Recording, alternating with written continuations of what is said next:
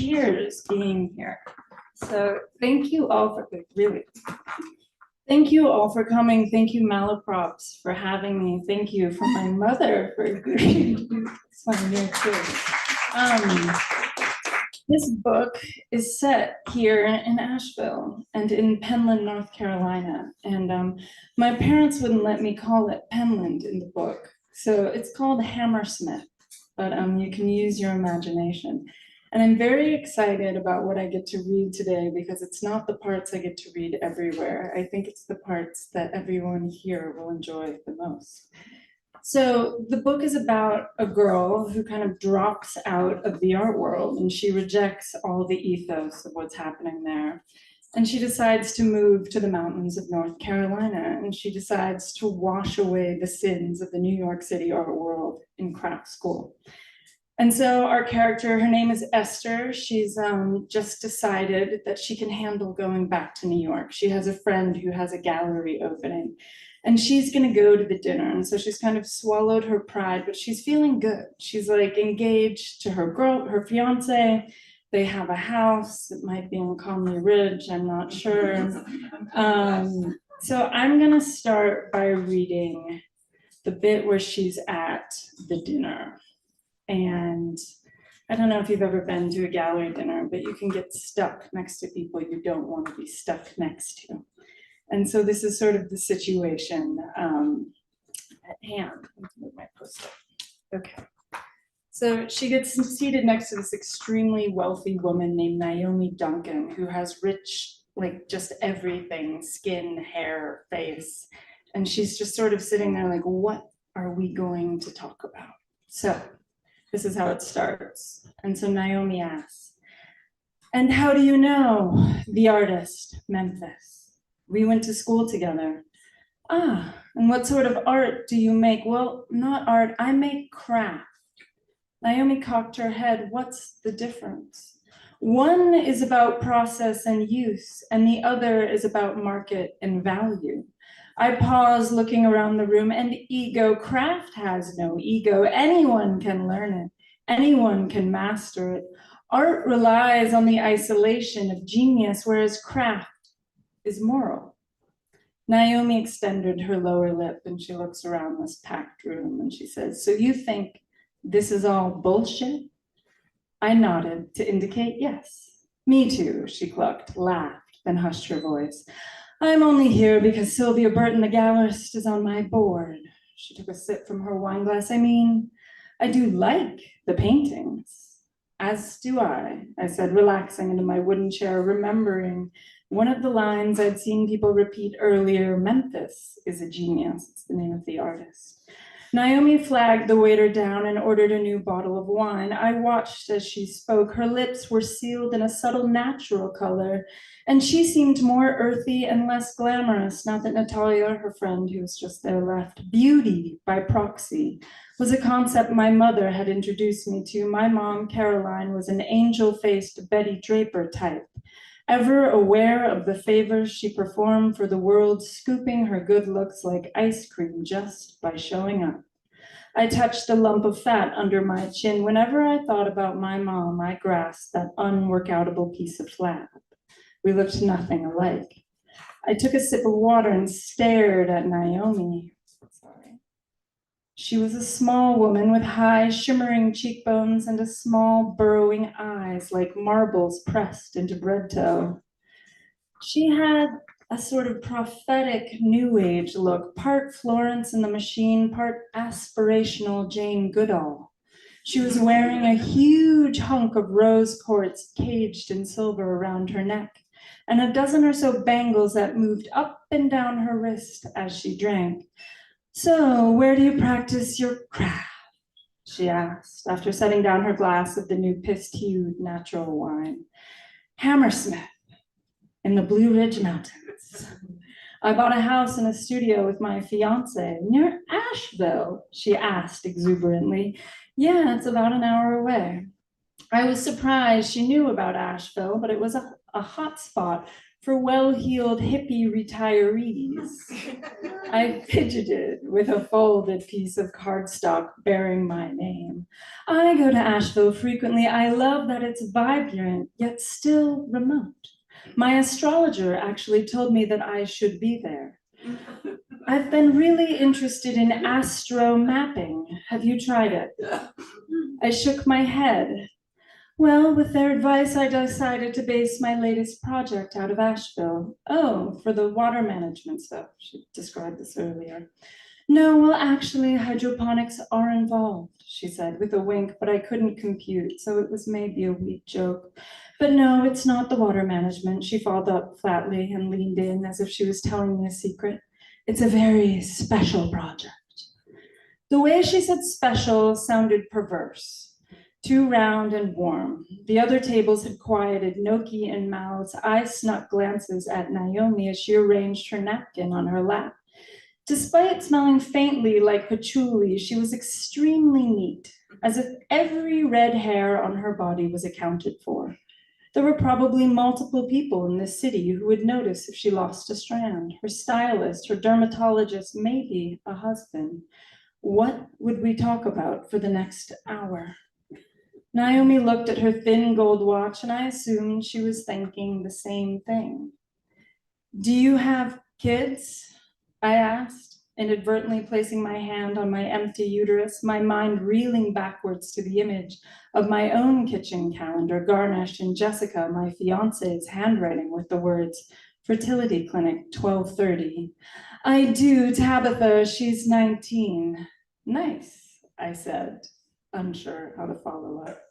So what crafts do you make? Mostly bookmaking. Naomi smiled, then sat up. Yes, tell me about your books. Well, I make the paper, then I sew the signatures together and make the covers with linen stretched on board. Each one is unique. For me, I like that I make these empty vessels which get to be filled. They create space rather than add to chaos. I used to be a photorealist painter, so it's nice to facilitate emptiness, if that makes any sense. That's excellent, Naomi replied. Her demeanor shifted. She was now intently engaged. She leaned in as if she had a list of questions ready. What was the size of my studio? The average number of pages? The weight of the paper I used? Was I ecologically conscious in my work? Did I have storage? Was it secure? What sort of scale of projects was I used to working?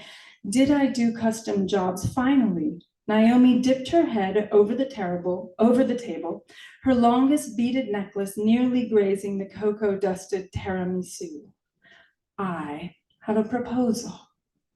I looked at her and smiled, unsure of how to shape my face. She brought her right hand up and rested on top of mine, her black-brown eyes opening up like mushrooms. I actually really believe in fate. I think people are put into each other's lives for a reason. When Natalia left earlier, I considered following her. I mean, what was the point of me sitting here tonight? She paused. Can I be fully open with you? I nodded, wishing I could leave. Here's the thing. I am an emotional hoarder, she said, as if introducing herself at AA. Nothing compares to the vortex of wasted time that is the periphery of the art world. Husbands of dealers, daughters of collectors, estate lawyers, and fellow board members like Naomi. I had no choice but to let her blather, she continued. My husband is an extreme minimalist in almost all aspects of his life. Our house has black wooden floors, white walls, no art, no photos, no nothing. And for the most part, I love it. It's not like we're Amish, but we keep things clean. He sees it as an aesthetic oasis, but we do joke it borders on fascism. Anyway, for as long as my daughter has been alive, I've never told anyone this. She took a sip of wine, gathering abstract courage. I rent a storage unit in my building. I save everything. I added blandly. Schoolwork, notes, photos, letters. Sometimes I even print emails and texts. I always put them into a plastic bin, which I keep in my office. My husband thinks it's just one plastic bin, but the reality is every time it's full, I bring it to my storage unit and then I replace it with a matching bin and start again. I have 200, I think. God bless the Container Store. I nodded, unsure still why she was telling me this. I have always wanted to transform these bins, well, this archive, into scrapbooks. And I want them to be a surprise gift for my husband's 60th birthday. Do you think you would be interested in a scrapbooking job like that? I bit the inside of my lip, then tried to politely find the words, oh, interesting, sadly. That's really just not what I do. I mean, I appreciate the thought, but I'm more of an artisan. The word artisan reminded me of the cheese counter at Whole Foods, but it seemed like it might hammer the point. Naomi looked shocked. I could have all the boxes shipped to you and then you could take your time in your studio. I inhaled. I'm sorry, I just don't really scrapbook. Money is no object. I laughed at her trite maraschino cherry of a statement. Of course, money was no object. But then I saw it vibrating in her eyes, a look of desperation that scared me. I sat up. It's just not what I do. Maybe when I had told her I had studied craft, she had imagined glitter and glue sticks, not the historical tradition of making fine, useful objects by hand. I felt insulted. I took pride in needing nothing. I didn't want to meet Memphis's gallerist or get on the good side of collectors. I could see artists for what they were, court jesters employed to liven up the real estate above sofas. I didn't want to be a clown servant for the criminally wealthy. I made books that anyone could afford. Naomi released my hand as if she could hear my thoughts.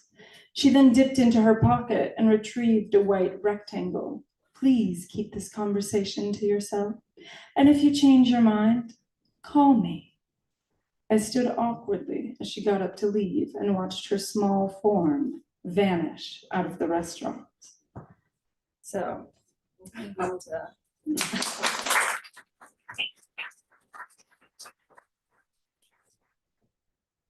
the Hammersmith Craft School hosted 12 residence artists every winter. I was in the paper studio. Jessica, lower medals. That's for all you know that. I saw her first at orientation. She was wearing a daisy printed sundress over long johns, and I was in my usual jeans and a t-shirt. We were the only lesbians on the mountain, and our romance was immediate, intense, and all-consuming. Jessica was my opposite, loud and funny, her jewelry flashy and wildly popular on Etsy and Pinterest, while my books had garnered a quiet following of grandmothers and poets. But we became inseparable, and when the winter thawed, we wanted to beat back spring snowdrops and daffodils in hopes of never being evicted from our sanctuary. And then one Sunday, while I was working a shift at the school's coffee shop, I watched as Moira, the town's real estate agent, pinned up the bungalows for sale ad. $110,000, 5 acres. I realized, no, that's too low. After she left, I ripped the ad down and drooled, and only a few hours later on the porch of Jessica's studio, we decided to do it. I parked the truck, she's just returned from New York, and opened the door, relishing the familiar crunch of gravel, and it was my cowbell, my happy supper's ready sound. I dropped my duffel in the mudroom and noticed it instantly. It was too clean. Whenever Jessica came home from a trip, it looked as if her bag had detonated with a house-size impact radius. Her purse wasn't scattered across the bench. There were no smears of peanut butter on the table, no dirty laundry streaking the floor. I walked to our lofted bedroom. Her collection of shoes, which usually graced the entrance, was gone. So was our quilted bedspread. Had we been robbed? I looked to my right. The pounds of Jessica's silver jewelry that had lived on the oak vanity had vanished. I tore open the cabinet drawers. My things were not there, but my things were there, but hers weren't. No underwear, no sundresses, no sweatpants. It had been a robbery. it hadn't been a robbery. She's been dumped. And now she is stuck with this mortgage, which is too low for actuality, but she still has to pay it. And so what she does is she pulls this card that she was handed at this dinner because she now needs a job. And so she agrees to make the scrapbooks.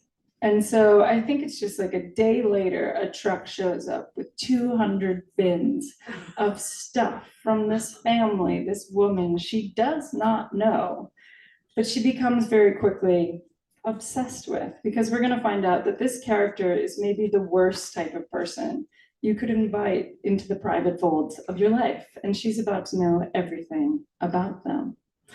So she's at this point kind of listening to endless amounts of true crime because she's obsessed with true crime, and she's obsessed with this kind of hum of justice. And what she loves about true crime is that there's always this kind of constant need to move forward. So I'm just going to read a little bit more of kind of her post shuffling through all this stuff about this family. I had arrived at Hammersmith after attending a string of craft schools: Haystack, Arrowmont, Anderson Ranch, Shake Rag. I took classes in pottery, basket weaving, natural dyes, and bookmaking, doing work study when I could, but it was still shockingly expensive. It's true. Mostly the classes were filled with retired people who had always, this isn't jabbing at retired people, but mostly the classes were filled with retired people who had always longed to use their hands: ex-accountants, stay-at-home moms with grown sons, school teachers, professors, and court clerks. The classes were fervored, the odd assemblages of students developing bizarre closeness through long hours ignoring reality in the studio. There was always an angry man, a lonely widow, a 20-something avoiding college. I ended up spending most of my settlement money unlearning everything I had absorbed in New York. I had a teacher at Arrowmont who explained that whatever we touched, touched us. And I knew I had touched evil in Michael's studio. That was her ex-boss, and something terrible happened there, and we're not sure what. So, a dark current of greed and immense ego. In those craft workshops, I chipped away at the layers of anger and rage that had sealed my short painting career in the Big Apple. I went out to the porch with a glass of red wine.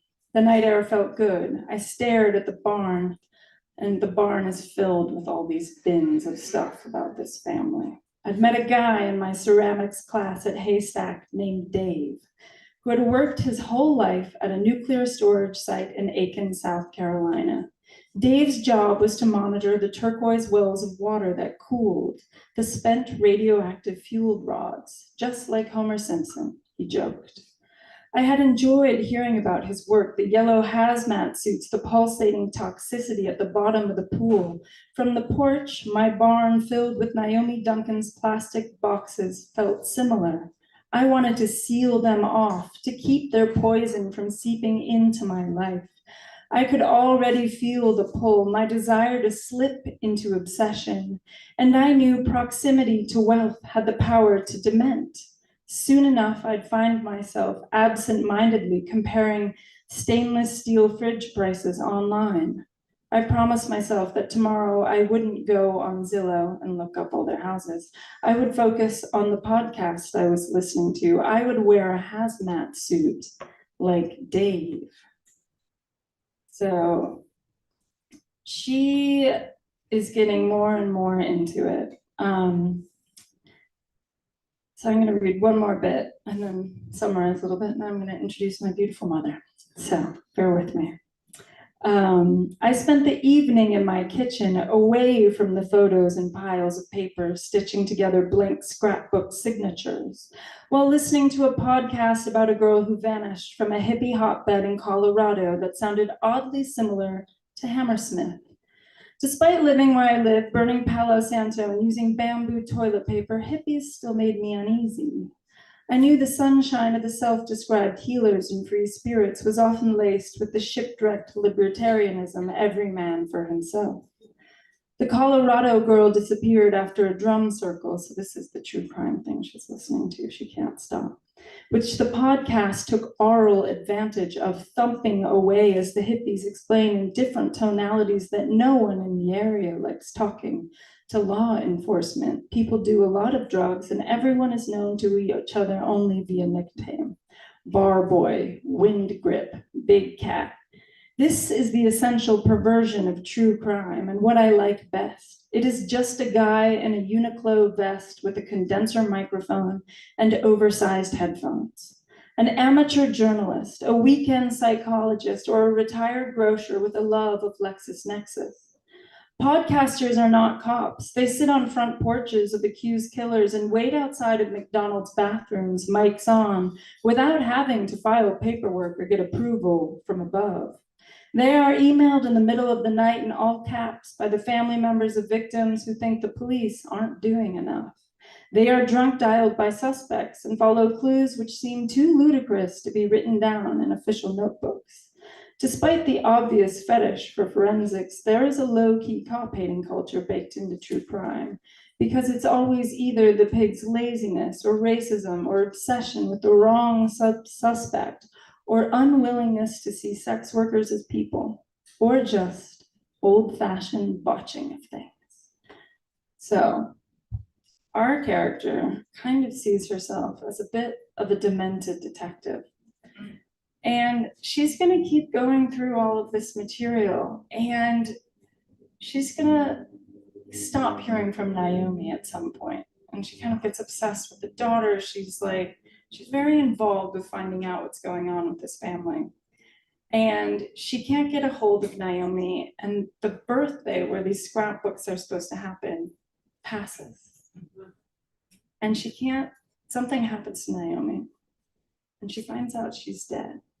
And so our character, with everything that she has, decides that she's gonna figure it out. And no one knows she has all of this material on the family. So she's able to insert herself into their lives. And so that's sort of the setup for the book scrap. So I'm very excited that I get to share it here with you in Hammersmith, with all of you that know it so well. So thank you for listening to me read. And I now have the great honor of introducing my favorite writer of all time, Debra Elizabeth Frasier. And she is the author of many great children's books, all of which I have read many times. And I memorized them before I could read to prove that I could read when I could not. So the long con of getting to be a writer, I feel, thank you very much for all your support. And yes, cheers.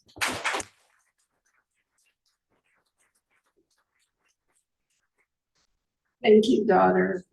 I thought this was a really good idea a couple months ago. We're driving on the car here and the music's getting louder and louder, and I'm thinking we're not speaking to each other because we're both nervous. We're going to end up on a screen together. Well, she has opened this book in Europe, and you can see she's a pro about talking about it. And I wanted to come up with some questions coming from a unique, not just her mom, but I actually am her first editor. And I read the first drafts. Of everything. Well, and that's been true since the beginning of time, because Calla is quite dyslexic. And we had a pretty painful 12 years of public education in an urban high school, finishing an urban high school in Minneapolis.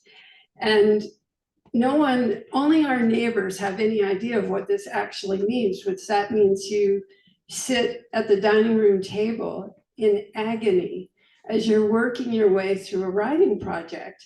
So much so that when we went to move to come down here, return to North Carolina, the dining room table had gouges in her places. You can read it. We stood as we moved into the cabin at Penland, my husband who's here tonight, Jim, and I looked at the gouges and said, should we have it sanded off? You know, because it's sort of evidence of the pain. We decided to have it sanded off. Yes. But so I've been editing this child since beginning of time, and she was slow to read. And she did fake reading until 2/3 of the way through second grade, which nowadays is a little bit late to be reading. Thank you. And but I sent her off to college thinking nobody's going to be at the dining room table. She did go to an art school called Cooper Union where she didn't have to write very much, but she'd still send me her papers. And they were these esoteric pieces of bullshit. And I said, can you at least talk like a human? Because you know what you learn in art school, you have to unlearn the rest of your life. So I said to her when she came to visit, and this is her second book, I said, Calla, how did this happen? How did our first essay from college come in? And it's virtually gibberish, and you now have a book. How did this happen? Thank you, Mom. No one's ever asked me a question like that. No, it's true. And I think part of it was just developing a confidence with the way I thought. Because I think when you're trying to write these essays and fill out these things for school, the windows and doors you move through are set up already for you. And I think once I figured out I could dive in at any point and then swim forward in a story, it became really exciting. And I realized I didn't see things maybe in the way you were supposed to see them. And so I think, I don't know, I guess it happened when we wrote our first press release for a show. I was just like, oh, it's about this and it's gonna happen here. And it allowed me to enter things with a different kind of tempo.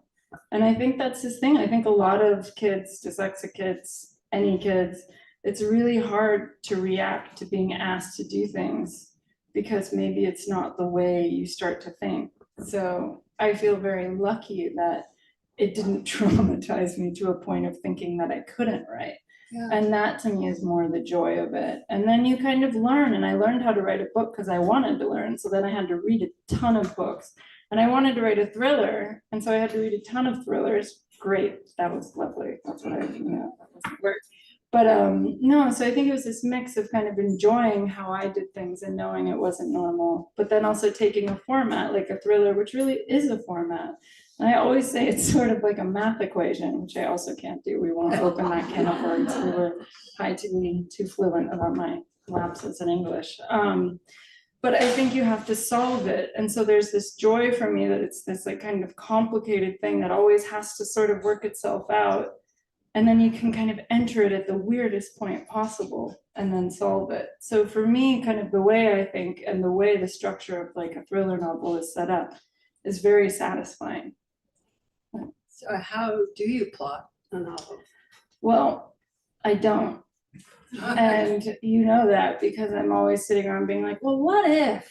Because I like to surprise myself. I wouldn't write books if I sat down and was like, okay, page 1, by page 50, we need this. And so it's like, it's by feel, and then it's by excitement. And so you kind of like Esther as a character. I always joke that the characters are living in my brain, in a bar in my brain, like smoking cigarettes, kind of angry, being like, so what's next? And I'm like, I don't know. But then we sit down and we kind of have a conversation, and I start thinking how they think.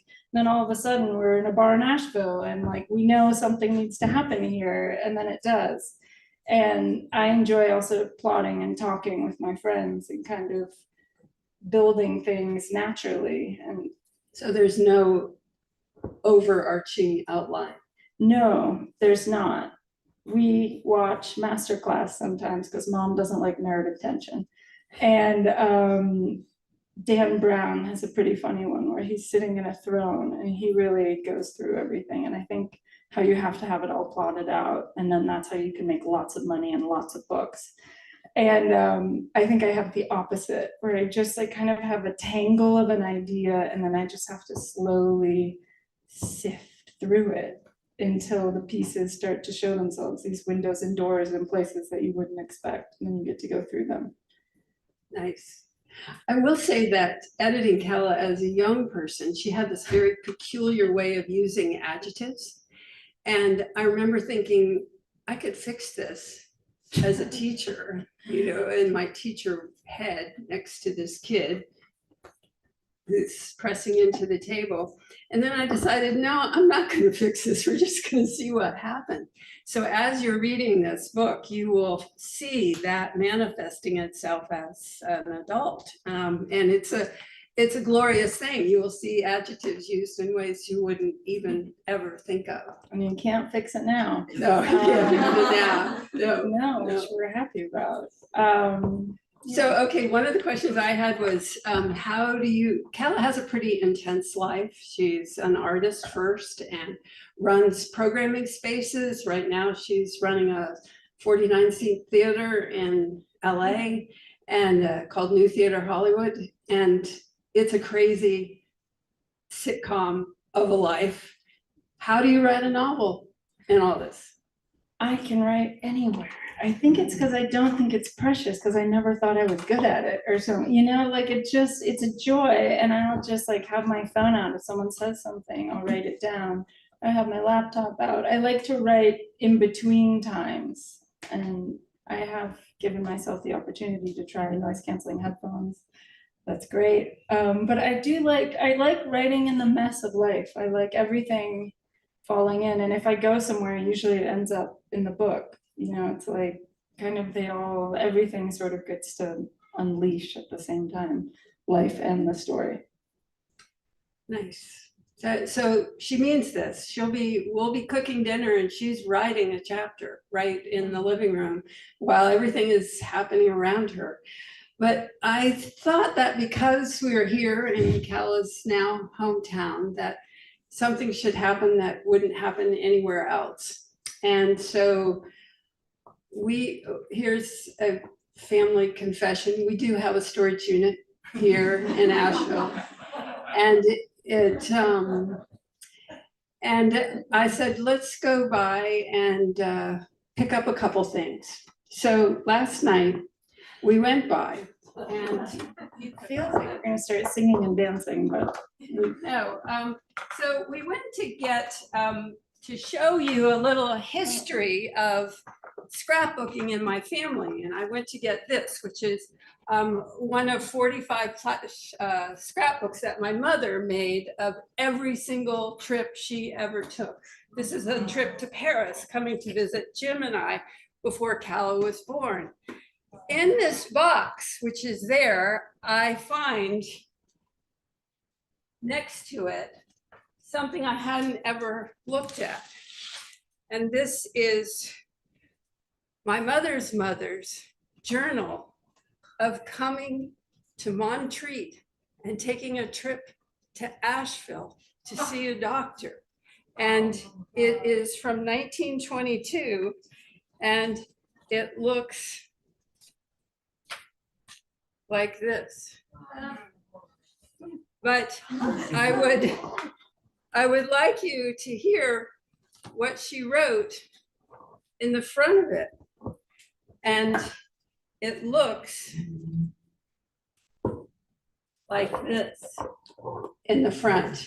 You can see she's written in her beautiful cursive, and she has, don't worry, I took out most of what fell out, but here's what she wrote. And this is from May 26, 1922. I do hereby dedicate this book from this day on for the sole purpose of a miscellaneous scrap book, 2 words capitalized, in which I may keep those poems and bits of prose and their worthwhile things that will in some way be of benefit to me and in course of time also to others. Signed, Catherine S. Lesher. And she started this in Wabasso, Florida before she came up. Now, Calla is born to Jim and I. And the way that I make every single book that I make is I start a journal. And in this journal, I collect odd bits and pieces. And from those bits and pieces, this is a Mexican book catalog that I picked up somewhere along the way that ends up being the exact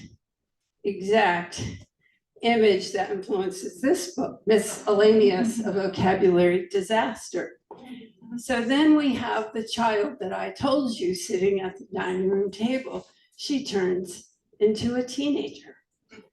And we have two teens with us today, and I brought this. This is why I wanted to stop at the storage unit, because I wanted you to know this story, not knowing that I'd find Catherine Lesher's command, ancestral command to all of us. And so we brought out of the tub Calla's teenage journal. This is one of about 20, which are safely secured in the storage unit. Did Catherine Don't Lesher? open it. I'm So we are in Asheville. There is a strong belief in ancestral influence, and we are now today launching a book called Scrap. So what do you think?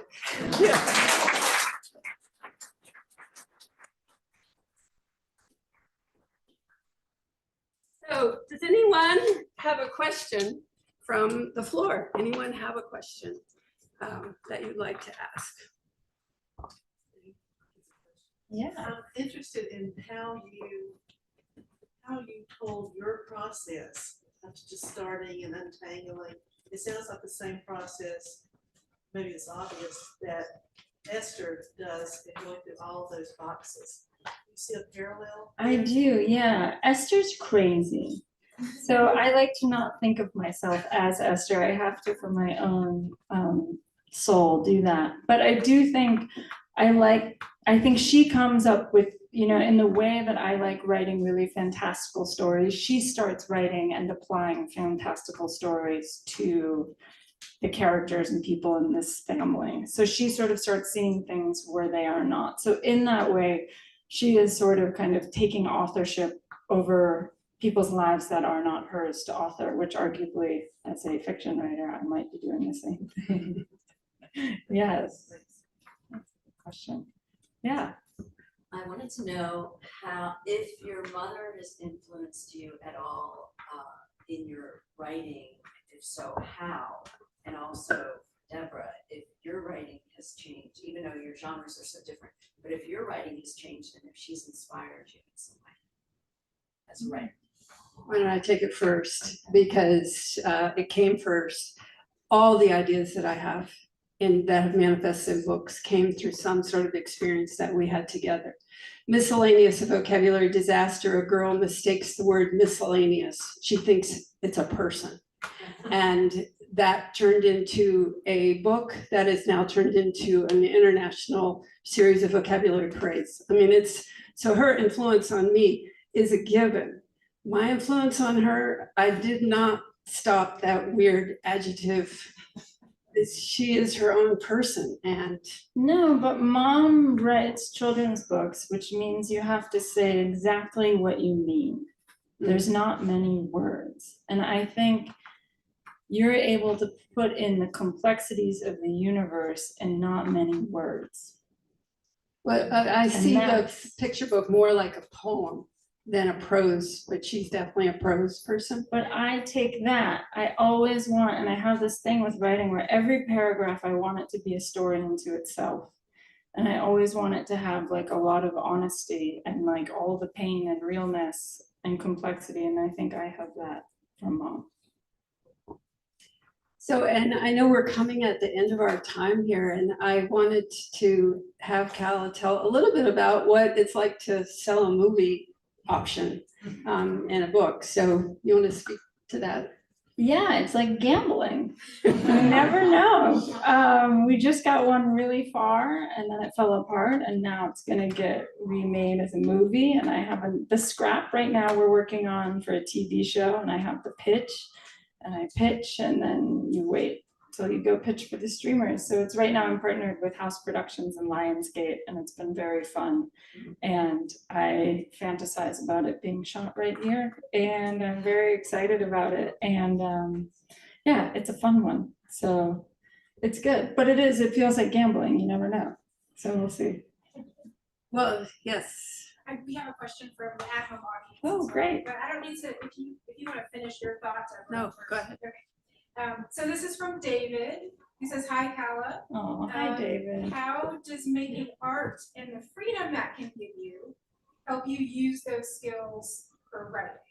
That's interesting. I always think that art is about asking questions and you don't have to provide the answer. You know, it's kind of like you bring things together and people come up with the answer themselves. They walk away and it hits them when they're making coffee later. It's about creating a kind of setup for questions. And I think what I find really interesting about this sort of writing is you do provide an answer. So it's about having the question and the answer entangled together. But I think when you're reading fiction, you kind of always know it could be any way. It could, you know, it's like there's this bendiness to it. And so I think you're deciding on a proof of the question. And so that's why I feel like art always informs me, because that's where I learn the questions, and then fiction for me allows me to find possible answers. So. Calla, because, you know, anyone who's dyslexic in the audience or has kids that they work with that's dyslexic, you know that they build a kind of strength and tenacity in the face of challenge, and they know it's never going to be easy. And that's what I've witnessed, is that her ability to be a good editor, you must be able to read something over and over again as if you never read it before. And that's a talent, and she's got it to the max, because I think of the struggle to get there. You are always having to go over it. You are always finding an error.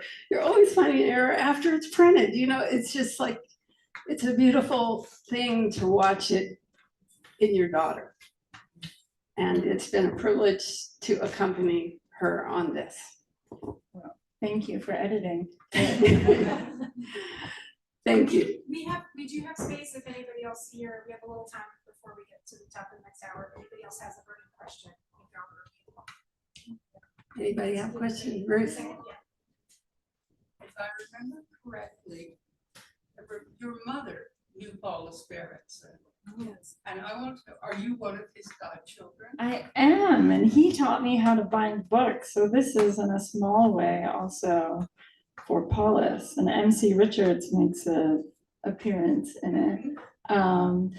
Yeah, no, I think Paulus is with us in all of the fairy dust of hoarding in its most elegant way. I think Paulus taught us how you can have a bin of stuff and make it truly sparkle.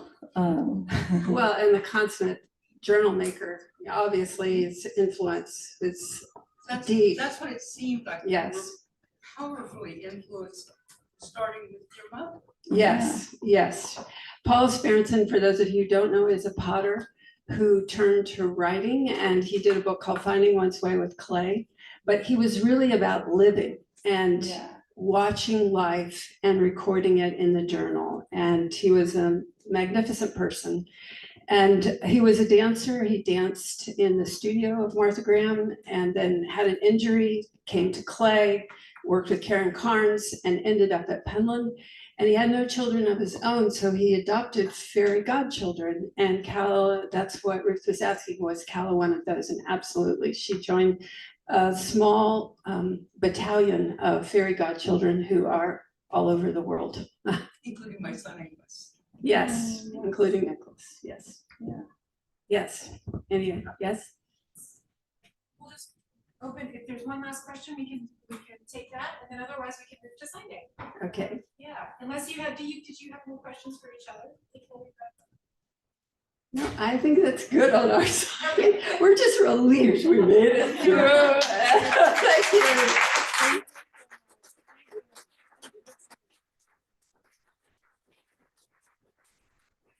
Thanks so much, everybody, and yeah, we'll have some time to get your books signed. Thanks again. Thank you for having me. Thank you guys for coming. Really. Thank you. You don't know the wide walks of life that are present in